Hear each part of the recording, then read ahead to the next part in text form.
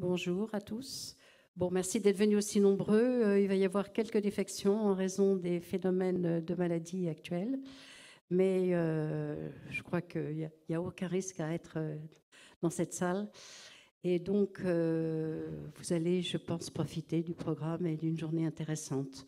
Nous allons vous passer un PowerPoint que le web va nous passer et sur lequel on pourra réagir au fur et à mesure.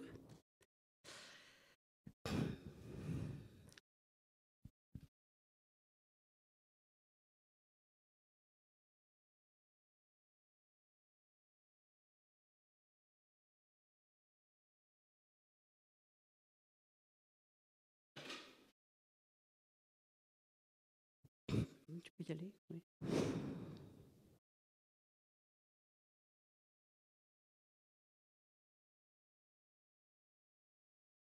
Si, vas-y, passe.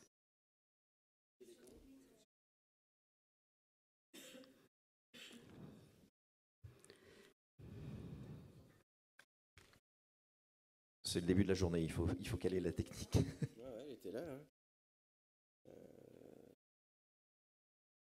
Bon, ben, je vais la passer. Pas grave, je vais faire. Bon, ok. Bon, pourquoi l'épigénétique au service du bien-être? C'est ce qu'on va essayer de vous expliquer. Quel enjeu de santé publique? Le bien-être est la nouvelle appellation de l'OMS pour définir la prévention primaire. Nous, on va ajouter le nom de précaution primaire. Faire de la prévention primaire, c'est anticiper pour éviter que les pathologies apparaissent. Et donc, c'est un problème avant la pathologie et avant le soin. Le bien-être, c'est un équilibre, notre équilibre. Cet équilibre entre le bien-être physique et le bien-être mental, le bien-être social et le bien-être environnemental ne s'acquiert pas facilement. De nombreux facteurs interagissent, mais il n'existe aucune synthèse, il n'y a pas de mode d'emploi exhaustif. C'est le problème, si vous voulez, de l'épigénétique, c'est que les déterminants vont être difficiles à trouver. Nous savons aujourd'hui l'influence majeure de l'environnement sur nos gènes. Bon, il y a une révolution qui est en marche dans la santé. Elle touche la santé en général, mais plus encore la santé physique, dont la part de la santé psychique, dont la part dans un système de santé global a été toujours sous-estimée. Le concept de fatalité génétique est aujourd'hui démodé. L'ASAP ambitionne de transmettre les découvertes en épigénétique au plus grand nombre pour agir efficacement sur le bien-être physique et psychique des enfants et des adolescents.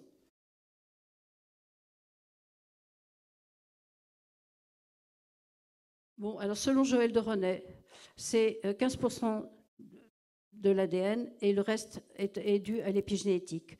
Bon, ça n'a pas de valeur scientifique, c'est ce que dit Joël de René, qui s'intéresse beaucoup à ces problèmes, mais tous les épigénéticiens ont je crois qu'il y a des cas particuliers.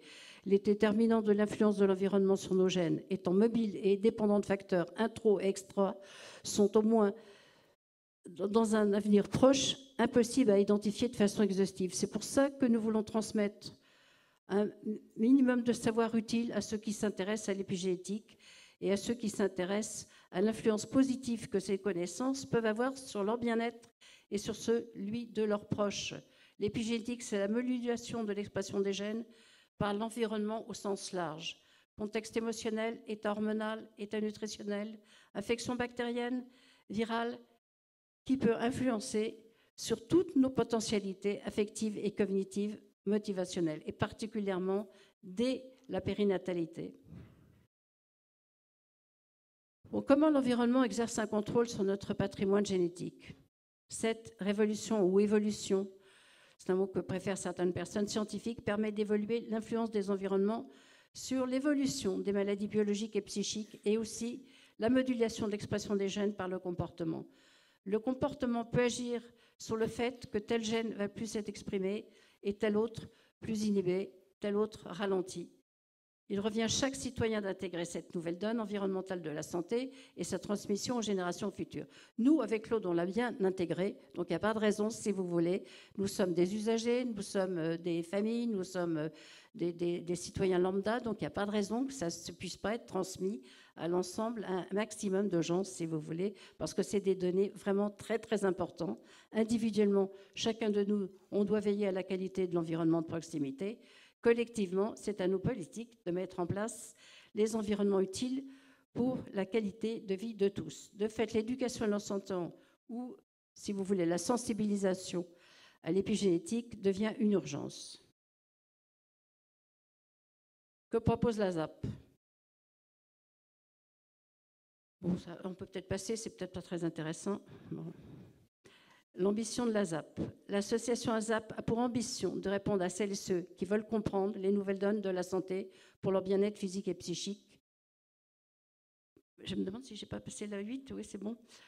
Pour leur bien-être psychique et psychique et pour celui de leur entourage. Ce faisant, ils transmettent une bonne santé mentale à leurs proches, enfants et adolescents, contribuant ainsi au maximum de chances de bien-être à l'âge adulte.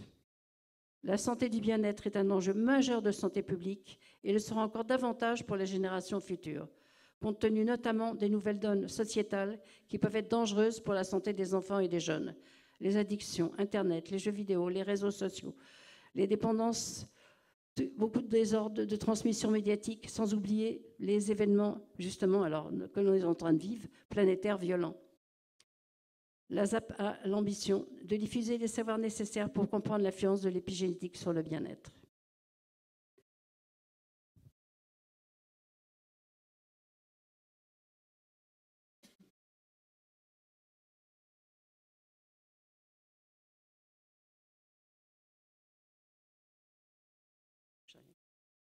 La ZAP est une association dont les missions sont l'information et la formation ciblée sur la santé du bien-être.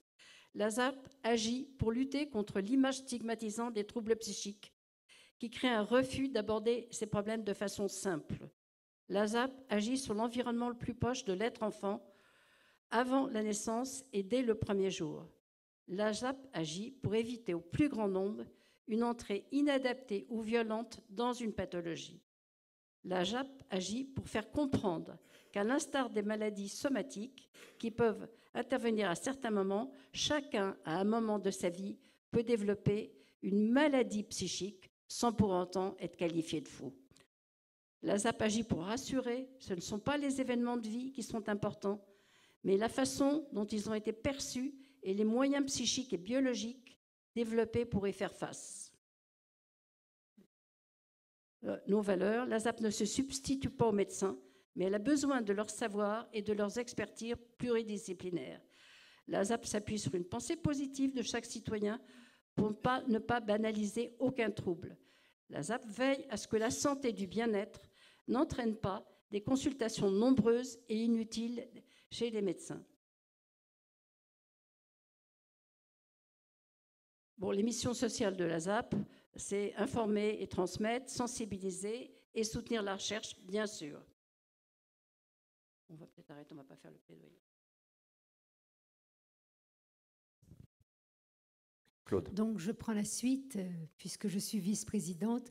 Je vais vous avouer que pour moi, c'est un moment extrêmement important, parce que, bon, pour ceux qui connaissent mon engagement dans la FNAPSI, donc dans la psychiatrie adulte, l'aide aux personnes touchées par la psychiatrie. Et c'est vraiment un moment pour moi de transmission, de passage et surtout d'avenir. Quand j'ai rencontré Chantal, on a travaillé ensemble dans un représentant des usagers, elle des familles et moi des usagers, dans un hôpital. J'ai tout de suite trouvé une écoute et un écho au travail que je faisais. Et puis, en réfléchissant sur ma propre vie, en écoutant la sienne et en écoutant évidemment celle des personnes que je représente, je me suis aperçue qu'il y avait quelque chose qui n'allait pas. Qu'est-ce qui ne va pas? Je ne nie pas que dans ma vie, j'avais une sensibilité qui faisait que je pouvais tomber malade à un moment donné ou à un autre. J'y suis tombée à 42 ans, mais si l'environnement n'avait pas été aussi défavorable, je pense que j'aurais continué mon petit train-train de vie tranquille, sans toucher la psychiatrie. Si on avait aidé ma mère quand je suis née, je n'aurais pas eu. J'avais cette sensibilité biologique, mais je n'aurais pas eu la vie que j'ai eue. si on m'avait aidé quand j'ai donné naissance à ma fille n'aurait pas la vie qu'elle a actuellement difficile. Mais par contre, je me suis aperçue, et Chantal aussi, que nous avions une action extrêmement positive en nous occupant de nos petits-enfants. Bien sûr, en nous occupant de nos enfants, mais en apportant à nos petits-enfants cette stabilité, cette information, cette vigilance, je dirais, pour que à eux au moins, puissent avoir une vie sans que cette sensibilité familiale ou biologique ne puisse les impacter trop fortement dans la vie. Parce que tomber dans la maladie mentale, vous savez ce que c'est quelque chose d'affreux, c'est quelque chose de terrible, c'est stigmatisant et on s'en remet jamais. Alors, cette proposition, quand elle m'a fait cette proposition d'avenir, cette proposition de transmettre, cette proposition de comprendre que à l'origine, il y avait des choses à faire socialement, information, formation. Elle vous a très bien expliqué et si vous cherchez sur la ZAP, vous aurez toutes les réponses. Je pense que vraiment là, elle a une idée formidable. Je ne pouvais qu'accompagner cette idée et pour moi, c'est extrêmement important. Alors, je suis heureuse que vous soyez présents pour ce travail. Je suis heureuse que vous veniez écouter toutes les personnes qui vont intervenir, qui vont chacun apporter leur petite pierre à l'édifice, parce que c'est un édifice qui est composé autant de connaissances épigénétiques et autant aussi de connaissances de ce qu'on appelle les sciences molles, la sociologie, le travail dans la cité. Voilà. Donc, franchement, je suis très heureuse que vous soyez là et j'espère que c'est l'ouverture d'un long chemin que nous allons faire ensemble parce que ce n'est qu'un commencement. Ce colloque n'est certainement pas une fin, c'est vraiment un commencement, c'est une porte ouverte. Voilà, merci d'être là.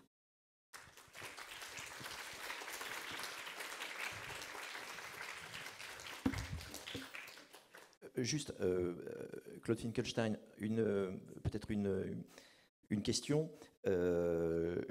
Chantal Roussy a mis l'accent, elle a introduit la notion de précaution primaire, et non pas de prévention primaire, de précaution primaire, donc à l'intention des familles, d'une certaine manière, enfin des parents. Lorsqu'on a préparé cette rencontre, vous aviez eu je ne veux pas trahir, c'est pas un secret, mais une formule assez édifiante et très, très éclairante pour caractériser ce que vous voulez faire foncièrement. Et vous disiez que tout un chacun sait aujourd'hui à peu près, s'agissant de troubles physiques, somatiques, que, par exemple, on ne plonge pas un bébé dans l'eau bouillante. Que, en l'occurrence, vis-à-vis des troubles psychiques, cette attitude précautionneuse, c'est plus un impensé. Et, donc c'est un des ressorts qui a motivé la création de votre association ? Oui, tout à fait, parce que quand je parle avec les personnes donc, qui sont dans la psychiatrie, qui sont dans les problèmes, je m'aperçois qu'à chaque fois que dans l'enfance, il n'y a pas eu la réponse. Par exemple, une mère qui est seule, isolée, qui accouche peut-être pas dans de très bonnes conditions, et puis qui d'un seul coup commence à pas être bien, c'est vrai qu'elle va mal traiter, en 2 mots, son enfant. Je prends un exemple que je peux vraiment prendre facilement. Moi, quand j'ai eu ma fille, je me suis aperçue à un moment donné que je ne lui parlais pas du tout. Je la changeais sans lui parler. Et là, je me suis dit, mais enfin, Claude, il y a quelque chose qui ne va pas. Et j'ai commencé à lui parler, mais je ne savais pas quoi lui dire. Ce petit bébé à qui je changeais la couche, je ne savais pas quoi lui dire. Et je me disais, mais il y a un élément, il faut qu'elle entende ta voix, il faut qu'elle entende l'amour que tu as. Mais je n'arrivais pas à le passer dans la voix.